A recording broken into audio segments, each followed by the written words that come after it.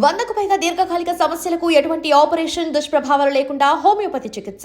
Sir ఎస్ఐగా ఉన్న టైంలో మీ దగ్గర చాలా కేసులు జరిగాయి. ముత్తూట్ ఫైనాన్స్ అవ్వచ్చు, చాలా ఉన్నాయి. ఒకసారి రివీల్ చేసుకోండి. నేను జైరాబాద్లో యాజ్ ఎస్ఐగా రిపోర్ట్ చేసిన తర్వాత ఫస్ట్ ఛాలెంజింగ్ కేసు అంటే శ్రీధర్ రెడ్డి సారు ఇన్స్పెక్టర్. అప్పుడు సారు చాలా మంచి ఆఫీసరు, బాగా కోఆపరేటెడ్ చేసేటువంటి ఆఫీసర్, ఎక్సలెంట్ ఎంకరేజ్ చేసేది సారు. అయితే అప్పుడు ఏమైందనంటే ఇక్కడ రిపోర్ట్ చేసిన తర్వాత 1 మంత్కి ఫస్ట్ అఫెన్స్ ఇక్కడ కొత్తూరు బి అనే విలేజ్ ఉంటుంది. ఆ విలేజ్లో ఎస్బీఐ బ్యాంక్ ఉంటుంది. ఆ బ్యాంక్లో చెస్ట్ ఓపెన్ చేసి ఏదైతే లాకర్ ఉంటుందో ఓపెన్ చేసి 2,80,000 రూపీస్ అందులోకించి అమౌంట్ జప్తు చేయడం జరిగింది. దాన్ని గ్యాస్ కట్టర్ తోటి బ్రేక్ చేశారు. ఆ అఫెన్స్ అయిన తర్వాత ఎగ్జాక్ట్లీ 15 డేస్కి మల్చల్ అని ఇంకొక విలేజ్ ఉంటుంది, అక్కడ కూడా బ్యాంక్ ఉంటుంది. ఆ బ్యాంక్లో కూడా అటెంప్ట్ చేశారు. అటెంప్ట్ చేస్తే ఈ అఫెన్స్ అయింది, ఆ అఫెన్స్ అయింది. తర్వాత ఒక 1 మంత్ తర్వాత కోహిల్లో ఎస్బీఐ బ్యాంక్కి మళ్ళీ సేమ్ గ్యాంగు అక్కడ అఫెన్స్ చేయడానికి వచ్చారు. వాళ్ళు వచ్చినప్పుడు ఏమైంది, అక్కడ అలారం రావడంతో అప్పుడు ఆడ నోముల వెంకటేష్ అని ఎస్ఐ 2009 బ్యాచ్. ఆ అబ్బాయికి ఫోన్ పోయింది. ఫోన్ పోతేనే నైట్ పడుకొని ఉన్నాడు. లోయర్ టీషర్ట్ తోటి భాస్కర్ అనే ఒక హెడ్ కానిస్టేబుల్, ఇప్పుడు ఎస్ఐ ఇంటెలిజెన్స్లో వస్తుంది. ఆయన తీసుకొని 2 వీలర్ మీద వచ్చేసాడు ఫాస్ట్గా. ఆడికి వస్తానే వీళ్ళు సైరన్ 2 వీలర్ సౌండ్ వచ్చేసింది. అక్కడ ఎవరు నడిచే వరకు వాళ్ళు బయటకు వచ్చారు. బయటకు వస్తేనే వెంకటేష్ తొందరలో వెపన్ మర్చిపోయాడు. వాళ్ళు వెపన్ ఉన్న సంగతి అబ్జర్వ్ చేయలేదు వెంకటేష్. వీళ్ళు చేంజ్ చేస్తున్నారు, వాళ్ళ ముందు ఎరుగుతున్నారు, అవతల అన్ని ఫీల్డ్స్ ఉంటాయి. వెంకటేష్ కూడా ఎమ్మడి పరిగెడుతుంది పట్టుకోవడానికి. అతను తపంచ తీసుకొని బ్యాక్ పెట్టి ఫైర్ చేశాడు. ఫైర్ చేసినప్పుడు వెంకటేష్కి రౌండ్ రైట్ సైడ్లో జరిగింది, పడిపోయాడు. ఇమ్మీడియట్లీ సార్కి ఫోన్ చేసింది.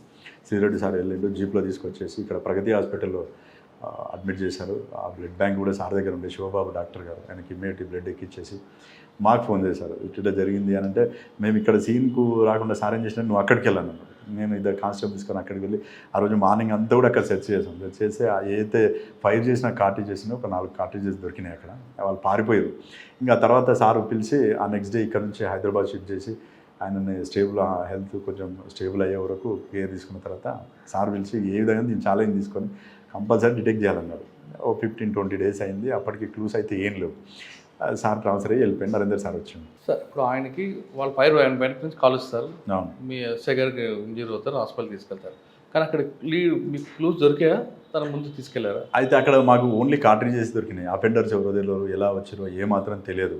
అయితే అప్పుడు ఒక 20 డేస్ తర్వాత ఇక మళ్ళీ కూర్చొని ప్లాన్ చేసాం, ఇది ఇట్లా కాదు, 80% డిటెక్ట్ చేయాల్సిందని. ఒకరోజు నైట్ ఏ టైంలో అయితే అఫెన్స్ అయిందో అదే టైంలో అప్పుడు సిడిఆర్ అనాలిసిస్కి సంబంధించి ఈ సీప్లేస్ కానీ పర్పుల్ కానీ యాప్స్ అప్పుడు సాఫ్ట్వేర్ ఏం లేదు. డైరెక్ట్ రాములను తీసుకొని, రాములు అని ఒక కానిస్టేబుల్ ఉండే, సిఏ గారి గన్మెన్ ఉండే, అతన్ని తీసుకొని మల్చెల్మ బ్యాంక్కి వెళ్ళినాం. అదే టైంలో ఐడీస్ తీసుకున్నాం. సేమ్ ఏ టైంలో అయితే కొత్తూరులో అయిందో అదే టైంలో ఐడీస్ తీసుకున్నాం. కోహిర్ లైన్ దగ్గర కూడా ఐడీస్ తీసుకొని అప్పుడు మాన్యువల్గా సీడీఆర్స్ కలెక్ట్ చేసుకొని ఏ టైంలో అఫెన్స్ అయిందో అదే టైంలో కొన్ని నెంబర్స్ ఐడెంటిఫై చేసాం మాన్యువల్గా తీసుకొని. ఈ నెంబర్స్ ఎక్కడ ఉన్నాయి దాన్ని ఎస్డిఆర్ తీసుకోవడం జరిగింది. ఎస్డిఆర్ ఒక 1.5 మంత్ ప్రాసెస్ ఇది. తీసుకున్న తర్వాత అవన్నీ కూడా అక్కడే వాడి అక్కడే వదిలేసారు.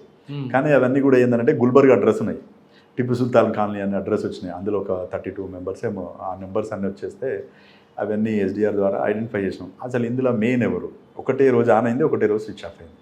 ఓకే అని చెప్పేసి తీసుకున్న తర్వాత అప్పుడు నా దగ్గర ఒక ముస్తాఫా అని కానిస్టేబుల్ ఉండే డ్రైవర్, అతనికి కొంచెం కన్నడ వచ్చు, గుల్బర్గ్ లెవెల్కి చుట్టాలు కూడా ఉన్నారు ఇప్పుడున్న కాలబుర్గి. అయితే ఆ వెరిఫై చేసిన తర్వాత దాన్ని మళ్ళీ కస్టమర్ అప్లికేషన్ ఫామ్ ఒకటి తీసుకున్నాం. అతన్ని పట్టుకొని ఆధార్ కార్డు తోటి వెరిఫై చేస్తే ఒక నెంబరు, ఏ నెంబర్ అయితే వచ్చిందో ఇక్కడ అఫెన్స్లో వాడిన నెంబరు ప్లస్ అక్కడ ప్రజెంట్ ఆధార్ కార్డు మీద కాలా మహబూబ్ అనే అతను ఒక సిమ్ కార్డు తీసుకొని వాడుతున్నాడు. అతను ఈ కాలా మహబూబ్ ఎవరు అని చెప్పేసి లోకల్లో వెరిఫై చేసాం. ఈ ముస్తఫా కూడా ముస్లిమే కాబట్టి వెరిఫై చేస్తాడు, ఒక నోటోరియస్ క్రిమినల్. వాడు ఇవే అఫెన్సులు చేస్తాడు, అన్ని బ్యాంక్ అఫెన్స్లు చేస్తాడు, మన దగ్గర వెపన్ ఉందని కూడా చెప్పాడు కదా. ఓకే అని చెప్పేసి వచ్చిన తర్వాత ఇక ఏం చేద్దాం, వాడిని ఎట్లయినా చేసి లిఫ్ట్ చేయాలని చెప్పేసి మళ్ళీ సీడీఆర్స్ తీసుకుంటే ఆ ఫోన్ ఏదైతే వాడిండో ఆ ఫోన్ అక్కడే ఉంది, కానీ ఇక్కడ అఫెన్స్లకు రాలే. ఇక్కడ వచ్చిన ఫోన్ ఏదైతే ఉందో ఇక్కడే ఆన్ అయ్యి ఇక్కడే స్విచ్ ఆఫ్ అయింది. ఓకే అని చెప్పేసి అనుకున్న తర్వాత ఇట్లా కాదు ముస్తఫా, నువ్వు కంప్లీట్ బిస్తర్ తీసుకొని పోయి అక్కడే ఉండి ఇక వాళ్ళ ఇంటికి ఎదురుగా ఇల్లు తీసుకో అని చెప్పేసి అలా ఇంటికి ఎదురుగా ఒక రూమ్ తీసుకొని పైన 2nd ఫ్లోర్లో మామూలుగా ఆన్నే వండుకోవాలి, ఆన్నే తినాలి, వాళ్ళని కిటికీలకి చూసుకుంటూ వాచ్ చేసుకుంటూ ఉండాలి. అట్లా ఒక 26 డేస్ అయిన తర్వాత 1 డే అతను ఒక క్వాలిస్ వెహికల్ వేసుకొని వస్తాడు. వచ్చిన తర్వాత ముస్తాఫా ఫోన్ చేసి, సార్ వాడు వచ్చింది సార్, ఉన్నాడు సార్, ఇట్లా రైట్ అని చెప్పేసి ఇమీడియట్లీ ఇక్కడ నుంచి బయలుదేరి 2 అవర్స్లో నేను నరేందర్ సార్ టీం అందరం పోయినాం. అయితే అప్పుడు ఆడ బసవరాజ్ తేలి అని ఒక ఇన్స్పెక్టర్ ఉండే ఆ ఏరియాకి సంబంధించి, ఆయన కూడా మంచి క్రైమ్ నాలెడ్జ్ ఉన్నాడు, ఎడ్ల మసూర్ రెడ్డిని వాళ్ళే అరెస్ట్ చేసి. ఆయన కొంచెం మంచి ఫ్రెండ్ ఆయన బీదర్లో ఉన్నప్పుడు. ఆయనకి రిక్వెస్ట్ చేసినాము, ఎందుకంటే ఈ అఫెండర్ అని చెప్తే వాళ్ళు మనకు హ్యాండ్ ఓవర్ చేయరు. కాబట్టి మా దగ్గర ఒక లాంగ్ పెండింగ్ వారెంట్ ఉంది సార్, ఇట్లా ఫలానా అతను అంటే, శివ నువ్వు అడిగితే మా ఠీకే ఆవు అంబి ఆతే అని చెప్పేసి ఆయన ఒక 5-6 మందిని వెపన్స్ తీసుకొని, ఆ టిప్పు సుల్తాన్ కాలనీ ఎట్లుంటుందంటే కంప్లీట్ మాస్ టోటల్ ముస్లిం ఏరియా, కొంచెం లిఫ్ట్ చేయడం కూడా చాలా ఇబ్బంది. వాళ్ళు వెపన్స్ తీసుకొని వచ్చారు, మేము ఒక 10 మందిని మేము ఇంటి మీద డైరెక్ట్ రేడ్ చేసి వాళ్ళని లిఫ్ట్ చేసుకొని వచ్చేసాం. వచ్చిన తర్వాత వాళ్ళని ఇంటరాగేషన్ చేసినాం. కాలామాబు, గోరామాబు ఇద్దరు మెయిన్ అఫెండర్స్. వాళ్ళు ఫస్ట్ అఫెన్స్లో యాక్చువల్గా సైకిల్ మోటార్ అఫెన్స్లు స్టార్ట్ చేశారు.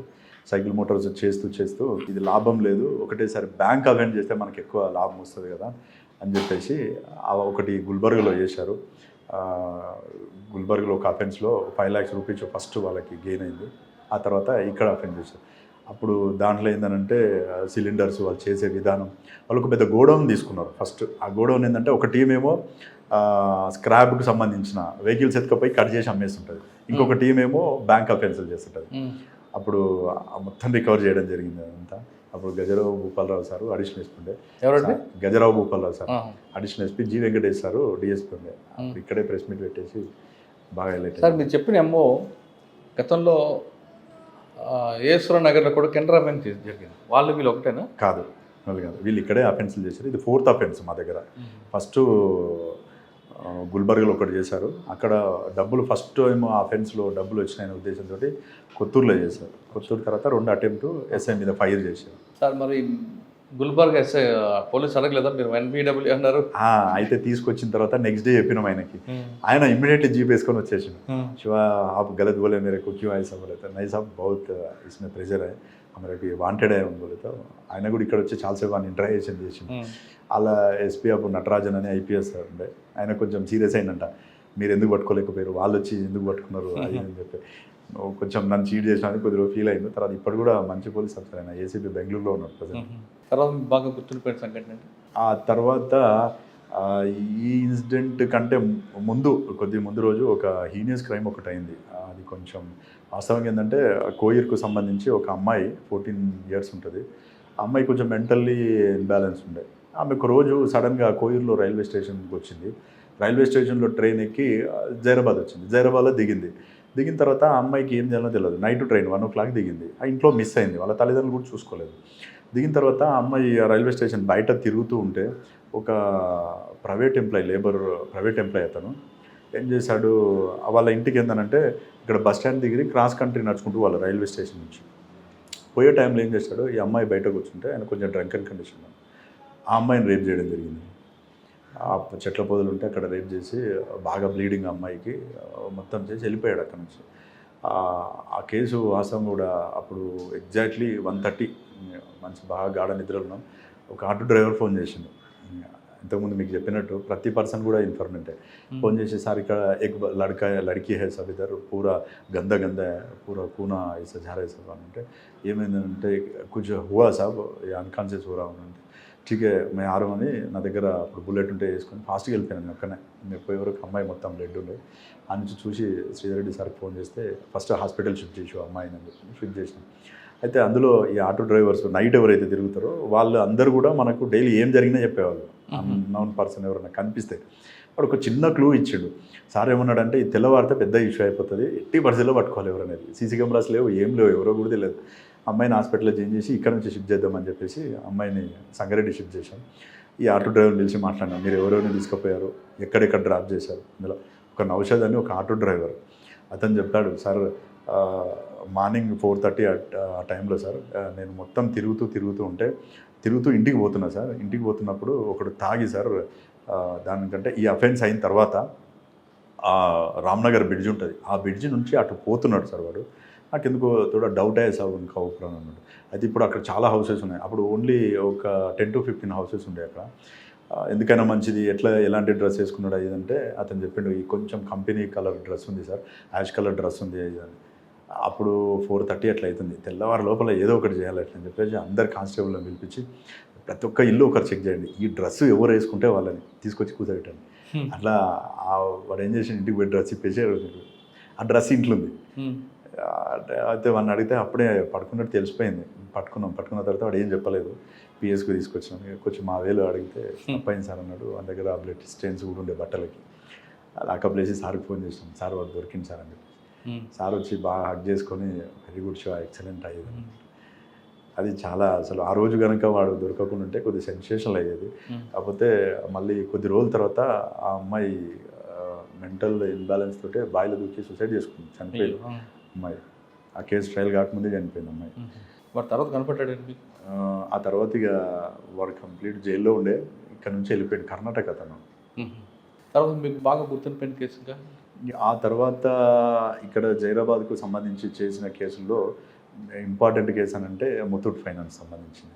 అందులో అది చాలా కొంచెం అంటే ఎవరీ పోలీస్ ఆఫీసర్ కూడా అట్లాంటి ఆపరేషన్ అనేది ఒకటి చేస్తే చాలా అంటే వైడ్ ఎక్స్పీరియన్స్ వస్తుంది. అది ఎట్లా అంటే అందులో దాదాపు 77 kgs గోల్డ్ థెఫ్ట్ అయింది.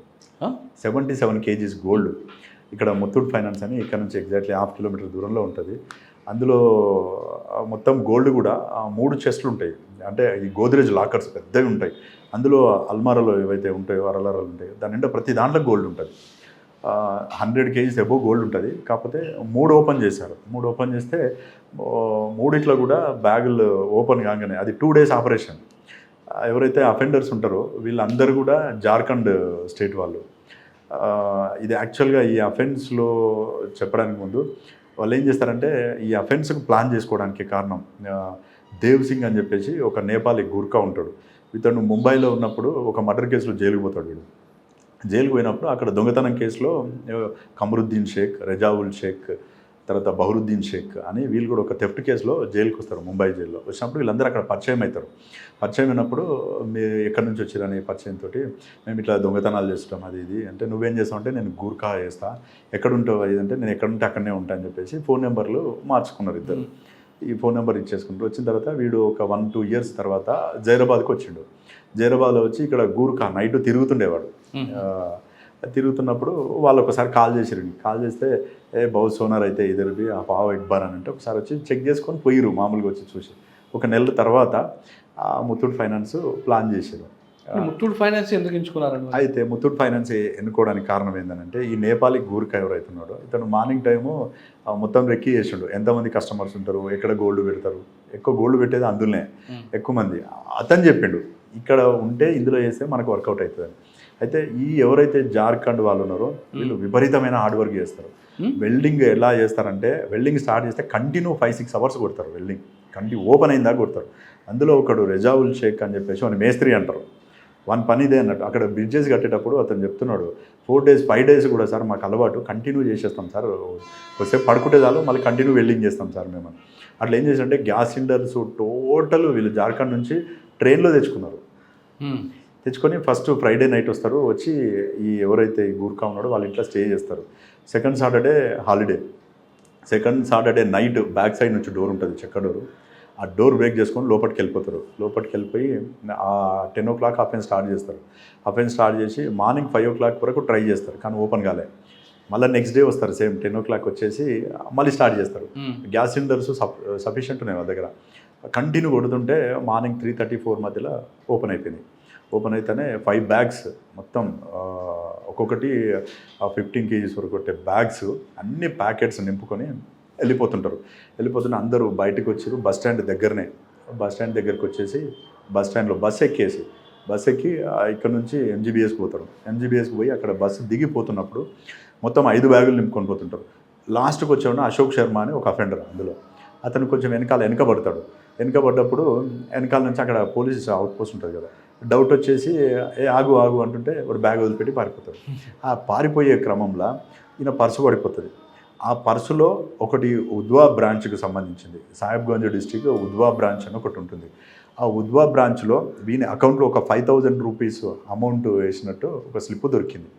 ఆ స్లిప్ దొరుకుతానే ఆ స్లిప్పు అది ఏదైతే ఉందో అక్కడ కన్సర్న్ పోలీసులు చూస్తే ఆ చిట్టీల పైన ఏవైతే స్లిప్స్ ఉంటాయి కదా, జైరాబాద్ ముత్తూట్ అని వచ్చింది. అఫ్జల్గంజ్ ఇక్కడ అఫెన్స్ అయింది, అక్కడ అది అయింది. యాక్చువల్గా అప్పుడు నాకు మ్యారేజ్, నేను సెలవులో ఉండే, నరేందర్ సార్ ఉండే. దాన్ని మొత్తం సీన్ ప్రొటెక్ట్ చేసి డిఎస్పీ గారిని పిలిపించి ఇదంతా చేసిన తర్వాత అక్కడికి పోయి అఫ్జల్గంజ్ పోలీసుని అడిగితే మేము ఇట్లా డైరెక్ట్ చేయడానికి లేదు 102లో కోడ్ డిపాజిట్ చేస్తాం తీసుకున్నానంటే ఓకే అని చెప్పేసి వాళ్ళు వేసారు. అశోక్ శర్మ ఒకటి దొరికిండు వాడిని ఇంటరాక్షన్ ఎక్కడ దొరికాడండి? అఫ్జల్గంజ్లోనే దొరికింది. అఫ్జల్గంజ్ పోలీసు పట్టుకున్నాడు. వాడు అసలు నోరే విప్పాడు, నాకేం తెలియదు అంటాడు, మాట్లాడాడు, ఏం చెప్పలే.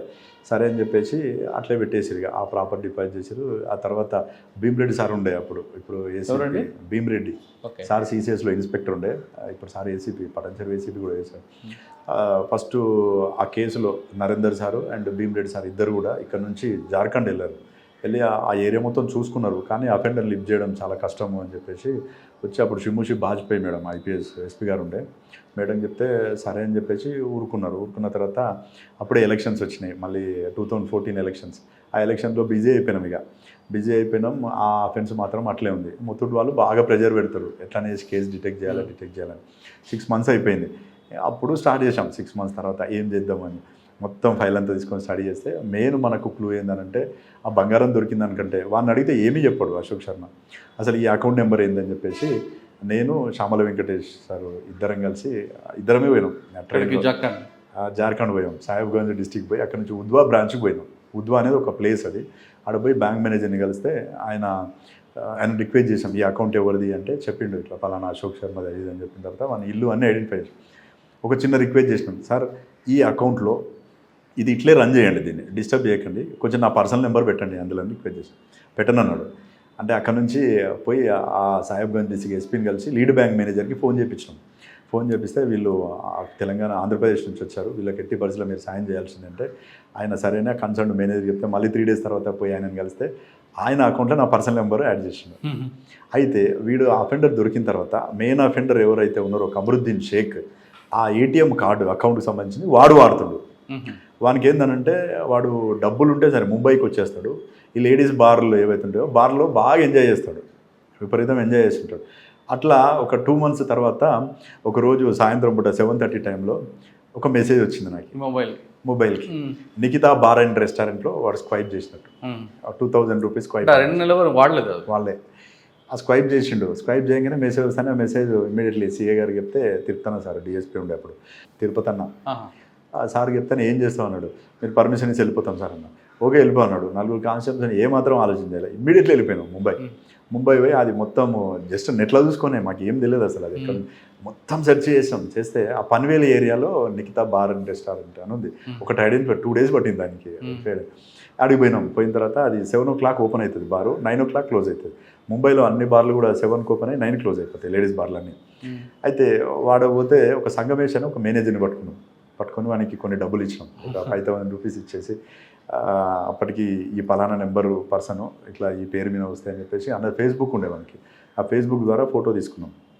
చూపిస్తే వాడు ఐడెంటిఫై చేసి ఎస్ ఈ పర్సన్ వస్తాడు సార్, అప్పుడప్పుడు వచ్చి బాగా ఎంజాయ్ చేసిపోతాడు సార్, డబ్బులు విపరీతంగా చదువుతాడు అది అని చెప్పాడు. మేము ఇక్కడే ఉంటాం 10 days అయినా 15 days అయినా, అతను ఎప్పుడు వచ్చినా సరే మాకు చెప్పు అని చెప్పినాం. 10 days ఉన్నాం వాడు రాలే. మళ్ళీ హైదరాబాద్ వచ్చినాం వాడు వచ్చినాడు. మళ్ళీ మెసేజ్ వచ్చింది. మళ్ళీ పోయిన తర్వాత వాడు అక్కడే ఉన్నాడు. అయితే 2 days వెయిట్ చేసినాం. 2 days వరకు వాడు రాలే. అయితే ముంబై తిరుగుదామని చెప్పేసి బాంద్రా ఏరియాకి పోయినాం మేము. ముంబైలో విపరీతమైన ట్రాఫిక్ కదా, తెలియదు మాకు. పోయి బాంద్రా ఏరియాలోనూ వాడు బార్కి వచ్చింది. ఆ నుంచి ఇక్కడికి వచ్చే వరకు టైం క్లోజ్ అయింది, మళ్ళీ పోయిండు. ఇట్లా లాభం లేదని చెప్పేసి మనం నమ్ముకున్నది CDR. 10 రోజులు ఏం చేస్తారండి? వెయిట్ చేసాం వస్తాడని చెప్పేసి. ఎందుకంటే మన ఫోన్ నెంబర్ తెలియదు. బోర్ అంటే తప్పదు కదా, వెయిట్ చేయాల్సింది. అదే కదా పేషెన్సీ కావాల్సింది మన క్రైమ్లో.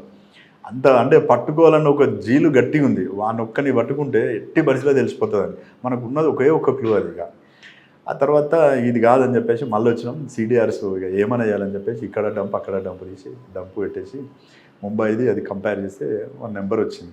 నెంబర్ కంటిన్యూ ట్రాక్ చేసుకుంటూ మన హైయెస్ట్ CDRs ఎవరున్నాయి ఏం కథ అని చూస్తే వీడు మళ్ళీ ఒక నేపాలీ అతనికి కాంటాక్ట్ ఉన్నాడు. నేపాలీ ఓకే. ఒక నేపాలీ గూర్ఖాకు ఇంకొక కాంటాక్ట్ దొరికింది. జీడిమెట్ల ఏరియాలో ఉంటుండే. ఆ జీడిమెట్ల వాణి పట్టుకుంటే వాడు ఇది మా మామ నెంబర్ సార్, చెన్నైలో ఉంటాడని చెప్పింది. ఆ చెన్నైలో వీనితో వాడిని పిలిపించి దామామ కొంచెం అది ఉందంటే అతను వచ్చింది ఇడికి. ఆ చెన్నైలో ఉన్న వానికి ఈ కమరుద్దీన్ కాంటాక్ట్లో ఉన్నాడు. వీనితో ఫోన్ చేయించినాం. అయితే వాడు వీడిద్దరు కలిసి ఒక థెఫ్ట్ కేసులో జైలుకి పోయారు ఇద్దరు. వాడు చెప్పంగానే అయితే అక్కడ పోయిన తర్వాత ఈ పైసలన్నీ అయిపోయినాయి. ఇక తాగి తిరగడమే కదా వీళ్ళ పని. ఒక మంచి ఆ ప్లేస్ చూసినా మంచి బ్యాంక్ ఉంది, అంటే ఇక్కడ చెప్తే వానికి డౌట్ వస్తుందని పూణే అని చెప్పించినాం మనం. పూణేలో ఉంది అఫెన్స్ వచ్చేయని అన్నాడు. ఫస్ట్ ఎక్కడ కలుద్దామంటే హైదరాబాద్లో కలుద్దాం మనం అని అన్నాడు. ఫ్లైట్లో తిరుగుతారు వీళ్ళు అందరూ, అఫెండర్స్ అందరు కూడా. మంచి టక్ వేసుకొని ఫ్లైట్లో టికెట్ బుక్ చేసుకున్నాడు. అయితే నేను ఎయిర్పోర్ట్లో పనిచేసిన కాబట్టి ఇమిగ్రేషన్ కొంచెం ఇది ఉండే, మన ఆధార్ కార్డు మన దగ్గర ఉంది. ఆధార్ కార్డు డీటెయిల్స్ చెప్తే వాళ్ళు చెప్పేశారు, నేను పలానా కింగ్ఫిషర్ ఉండే, కింగ్ఫిషర్లో ఫ్లైట్ బుక్ అయింది, connecting flight Bengaluru to Hyderabad. Night వాడు అక్కడికి 12 o'clock అక్కడ దిగుతాడు, మళ్ళీ కనెక్టింగ్ ఫ్లైట్లో మార్నింగ్ 4:45 హైదరాబాద్లో దిగుతాడు. డిఎస్పీ గారు, సిఐ, నేను ఒక 10 మంది విన్నాం. మనకి పోయి నన్ను లోపలికి పోమన్నాడు. నాకు అక్కడ కొద్దిగా ఆ లోపల పరిచయాలు ఉండేసి ఇమిగ్రేషన్ బ్లేజర్ వేసుకొని లోపలికి వెళ్ళిపోయినాం. ఆ లాడర్ దగ్గరికి పోయి నిలబడ్డా. మంచి రేబాన్ గ్లాసులు పెట్టుకొని, బ్లూ కలర్ షర్ట్ వేసుకొని, ప్యాంట్ వేసుకొని, టక్ వేసుకొని, ట్రావెల్ బ్యాగ్ పట్టుకొని వస్తుంది సల్మాన్ ఖాన్ లెక్క. పోయి వెనకాల నుంచి పట్టుకోగానే వానికి షాక్ ఇస్తే ఎట్లయితే జలకి ఒక్కసారి పరిశాన్ అయిపోయింది. పట్టుకున్నాను వానే ఫస్ట్ డైరెక్ట్ అతన్ని పట్టుకున్నాను, డైరెక్ట్ రన్వే మీద పట్టుకొని చలో అంటే మేరకు క్యూ పగడే కామోష్ ఆవాప్ అని చెప్పేసి దగ్గర పిస్టల్ ఉంటే చూపించేసి తీసుకొచ్చి ఇంట్రాగేషన్ చేసిన తర్వాత చెప్పేసిండు, మొత్తం చెప్పేసిండు. సార్ అఫెండ్ చేసినాం, బౌద్ధ సోనా నిలే హమారేకు ఓ పూరా जाने के टाइम पे ऐसा एक బ్యాగ్ ఇద్దరు और एक కలకత్తాలో ఒక బ్యాగ్ వదిలేసారు. అది కూడా అయితే వాళ్ళు ఏం చేశారంటే, మనం ట్రైన్ కూడా ట్రాక్ చేసాం వీళ్ళు వెళ్ళిపోతున్నప్పుడు ఏ ట్రైన్ ఎక్కిరని చెప్పేసి. అక్కడ కలకత్తా పోలీస్కి చెప్తే ఆ ట్రైన్ కంటే ముందు, కలకత్తా కంటే ముందే డ్రాప్ అయ్యారు వీళ్ళు. డ్రాప్ అయినప్పుడు అన్ని రైల్వే స్టేషన్ అలర్ట్ చేసాం కదా, వాళ్ళు ఏం చేశారంటే ఎక్కడెక్కడైతే ముందు డ్రాప్ అవుతారో ఆ రైల్వే పోలీస్ బాగా యాక్టివ్ ఉన్నారు. చూసి వీళ్ళు పోలీసులు చూసి దిగే బ్యాగులు కూడా చెప్పేసాం, మనం పెద్ద బ్యాగ్స్ ఉండొచ్చు వాళ్ళ దగ్గర. బ్యాగ్లో ఎమ్మటి పడితే ఒక బ్యాగ్ వదిలేసి పారిపోయారు. ఇంకా 3 బ్యాగులు అక్కడ మిగిలినాయి. అచ్చా అని చెప్పేసి మళ్ళీ తర్వాత పోయి అక్కడ వాళ్ళు కూడా డిపాజిట్ చేశారు, అది బ్యాంక్ నుంచి రికవర్ చేసుకున్నాం. ఆ తర్వాత ఇక్కడ ప్లాన్ చేసాం, ఇక పూణే ఆల్రెడీ అఫెన్స్ ప్లాన్ చేసాం కదా, కమరుద్దీన్ తోటి వాళ్ళందరికీ ఫోన్ చేపించి, రిజావుల్ షేక్ గారికి, బదరుద్దీన్ షేక్కి, వీళ్ళందరికీ ఫోన్ చేపిస్తే వాళ్ళందరూ కూడా ఓకే మేము వస్తాం అక్కడికి అని చెప్పేసి చెప్పారు. కానీ రావట్లేదు, అంత ఈజీగా ఎవరు నమ్మట్లేదు. ఇట్లా కాదని చెప్పేసి చామల వెంకటేష్ సారు, నేను, మన శ్రీనివాస నాయుడు సారు, వీళ్ళు బాగా యాక్టివ్ సార్. వాళ్ళు విపరీతం ఎంకరేజ్ చేసేవాళ్ళు, అసలు క్రైమ్ చేస్తున్నానంటే. పోయినాం అప్పుడు, పోయేసి అక్కడే స్టే చేశాను. ఇక జార్ఖండ్ పోయినాం. జార్ఖండ్ పోయి అక్కడ ఇక్కడ నుంచి ఇక్కడ కొంతమంది అరటి దుకాణంలో వీళ్ళు మార్కెట్ వాళ్ళు ఉంటారు కదా, వీళ్ళు ఇక్కడ నుంచి అక్కడికి పప్పులు సప్లై చేస్తారు. అక్కడ ఒక మార్కెట్ అతన్ని పట్టుకున్నాం. ఆయనకి రాజ్మహల్ అని ఒక ఏరియా ఉంటుంది. ఆ రాజ్మహల్ ఏరియాలో వీళ్ళు అక్కడ పల్లెల్ని టోలాస్ అంటారు. మనం ఇక్కడ పల్లె అంటాం కదా, పలానా మామిడి పల్లి అని, ఈ పల్లి ఆ పల్లి అంటాం కదా, అక్కడ టోలాస్ అంటారు. టఫ్ టోలా అని విలేజ్లు ఉంటాయి. ఈ టఫ్ టోలాలో 3 అఫెండర్స్ ఉంటారు. ఆ ఇండ్లన్నీ చూసుకున్నాం. పైగా చూసుకున్న తర్వాత వచ్చి ఆ పప్పు మిల్లులో ఉండాలి నైట్. అక్కడ స్టే చేసినాం 15 days అట్లా స్టే చేసినాం. అలా ఏరియా అన్నీ గుడిసెలు మొత్తం చాలా ట్రై చేసినాం. ఆ గంగా నదిలో ఒక నైట్ పోయి ఆ రాజ్మహల్ ఏరియాలో అంబుష్ వేసుకుని ఉన్నాం. అక్కడ ఒక దగ్గర జల్సా అవుతుంది, ఆ జల్సా ఏరియాలో వస్తారని చెప్పేసి. మనకు ఈ అఫెన్స్ మొత్తంలో కూడా మాకు లక్ ఏందనంటే, అక్కడ విజయలక్ష్మి మేడం అని మన ఏపీ మేడం, ఐపీఎస్ మేడం ఉండే అక్కడ, ఇక్కడ జార్ఖండ్లో. మేడం అప్పుడు ఎస్బీలో ఉండే. మేడం పోయి కలిసినాం. ఈ త్రూ నరేందర్ సార్ ఫస్ట్ పోయి కలిస్తే సార్ చెప్పిండు, మీరు శివ పోయి కలవండి మేడం అంటే. కలిస్తే అక్కడ And for more videos, please subscribe to iDream. Please subscribe to iDream. Please subscribe iDream. And please subscribe to iDream. For more videos, subscribe to iDream. please like, share and subscribe to the channel. Congratulations, iDream. Subscribe to iDream. Subscribe to iDream. So subscribe to iDream Media. iDream team andarki huge congratulations. Please subscribe iDream Media. Please subscribe to iDream. Subscribe iDream. Please subscribe to iDream.